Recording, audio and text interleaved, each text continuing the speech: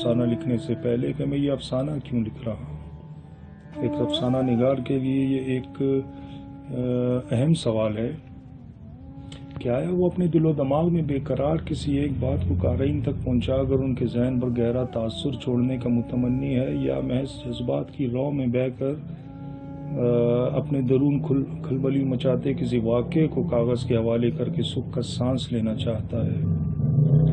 تو خرم بقا صاحب کی یہ کتاب ان کی فنی و فکری لحاظ سے حقیقت بینی، نفسیاتی نکتہ چینی، دلیرانہ سچ، تلخ سوالات، کاٹدار طنزیہ جملوں اور نرم و شیریں شگفتہ تحریر کا مرقع ہے۔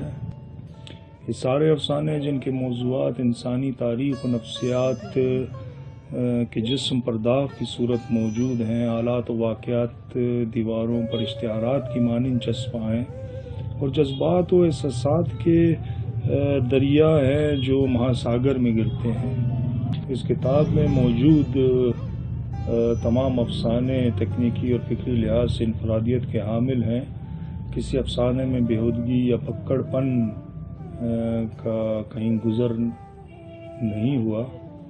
کچھ جگہوں پر ٹائپوں کی اخلاط ہیں جو یقیناً دوسرے ایڈیشن میں درست کر لی جائیں گی۔ میں یہ نہیں کہوں گا کہ اس کتاب میں موجود تمام افسانے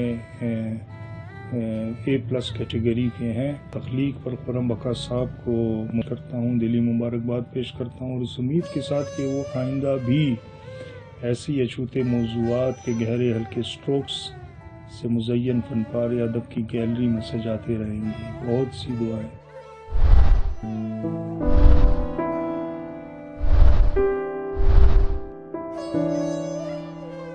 السلام علیکم، میرا نام فرحین خالد ہے اور میں ینگ ویمنز رائٹرز فورم اسلام آباد چیپٹر کی پریزیڈنٹ ہوں۔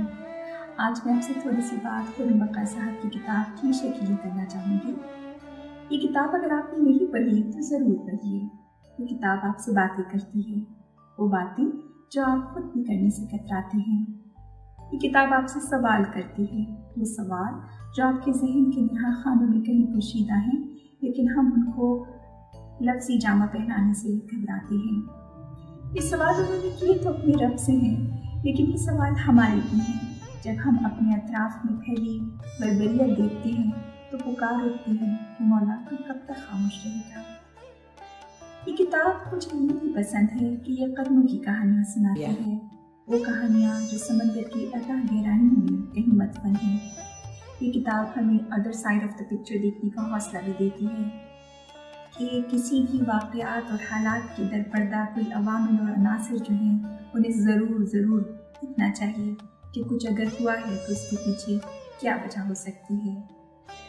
یہ کتاب ویمن امپاورمنٹ کی بات بھی کرتی ہے، کہیں رجوں کی کہانی سناتی ہے تو کہیں بدکار عورت کی، تو کہیں آخری بات کرتی ہے۔ یہ کتاب معاشرے میں ناہمواریوں کو بہت اچھی طرح کہانیوں کی شکل میں لے کر آئی ہے۔ اگر آپ اپنے باطن سے مشناس ہونا چاہتے ہیں تو یہ کتاب ضرور پڑھیے، آپ کو یقیناً مایوسی نہیں ہوگی۔ خرم بقا صاحب کو اس کتاب کے لیے بے انتہا داد اور مبارک